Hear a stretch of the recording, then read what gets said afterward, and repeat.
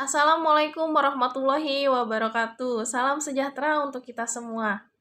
Puji dan syukur kita panjatkan kehadirat Allah Subhanahu wa taala yang telah memberikan kita nikmat sehat sehingga kita dapat berkumpul pada pertemuan daring kali ini. Yang saya hormati Bapak dosen selaku pembimbing mata kuliah Psikologi Konseling dan juga rekan-rekan mahasiswa yang saya cintai dan saya banggakan. Perkenalkan, nama saya Desi Andriani. Di sini saya mewakili kelompok saya, yaitu kelompok 3 yang beranggotakan 4 orang, di mana nama rekan-rekan saya antara lain adalah Clara Dibora, Devi Agnesari, dan juga Dina Amalia. Di sini saya akan mempresentasikan materi perkuliahan pertemuan ketiga yang bertemakan keyakinan, nilai, dan etik dalam konseling. Agama dan keyakinan dalam konseling. Agama melihat masalah manusia dikaitkan dengan aspek keutuhan dan kepatuhan terhadap kekuatan Tuhannya, sedangkan konseling melihat dari diri pribadi orangnya. Perilaku agama dan dapat meningkatkan kesehatan mental dan mengembangkan potensinya secara baik. Bagaimana keterlibatan agama dalam konseling? Menurut Gordon Allport, keterlibatan agama dalam konseling dan psikoterapi dapat diterima, tetapi harus diingat bahwa agama tersebut harus mengikuti dan tidak menentang psikologi.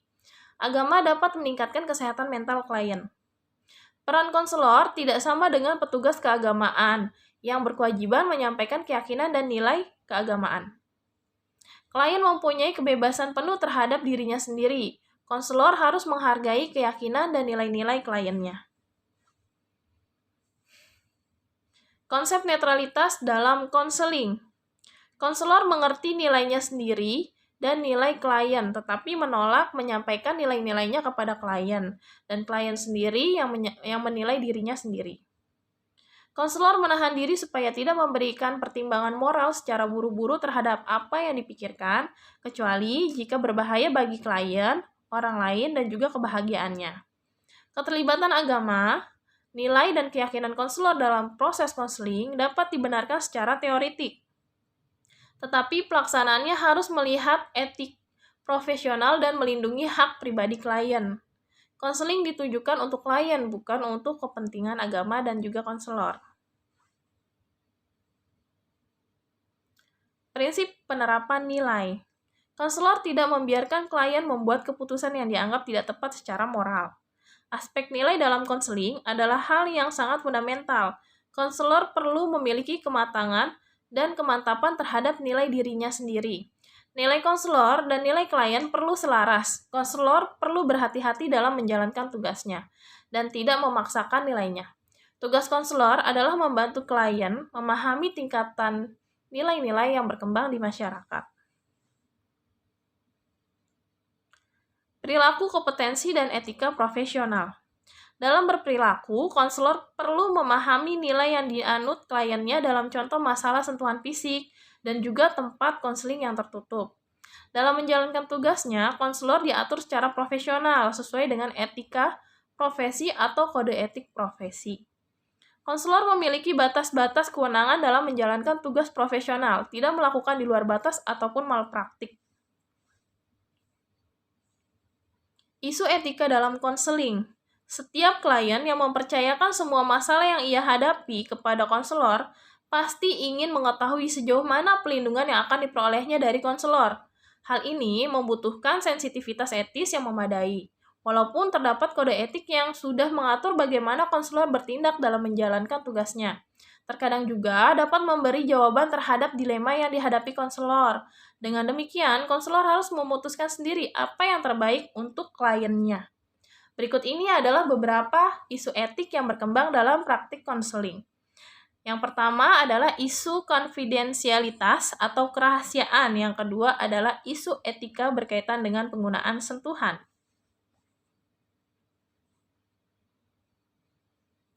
Isu konfidensialitas atau kerahasiaan.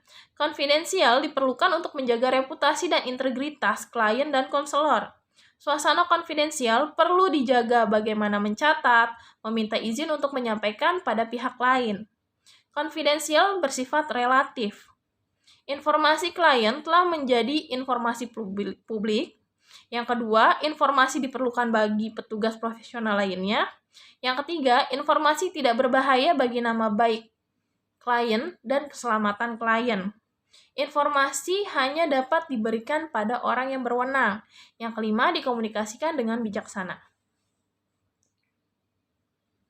Yang kedua, isu etika berkaitan dengan penggunaan sentuhan, yang dimana mempelajari tentang penggunaan sentuhan dalam konseling, dan penggunaan sentuhan ini dibagi menjadi dua macam, yaitu sentuhan yang diperbolehkan dan sentuhan yang tidak diperbolehkan. Sentuhan yang diperbolehkan antara lain adalah klien ingin disentuh, tujuan dari sentuhan jelas, sentuhan tersebut jelas demi kepentingan klien, konselor harus memiliki pengetahuan yang cukup tentang pengaruh penggunaan sentuhan, batasan yang mengatur penggunaan sentuhan jelas dipahami oleh klien dan juga konselor. Hubungan antara konselor dan klien telah berkembang dengan cukup. Sentuhan dapat ditawarkan kepada semua tipe klien. Konsultasi tersedia dan dapat digunakan.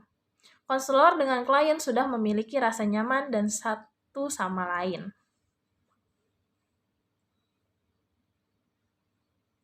Sentuhan yang tidak diperbolehkan. Fokus dari konselor melibatkan kandungan seksual, atau bisa juga disebut dengan tatapan yang kurang sopan. Adanya resiko kekerasan, sentuhan tersebut terjadi secara sembunyi-sembunyi.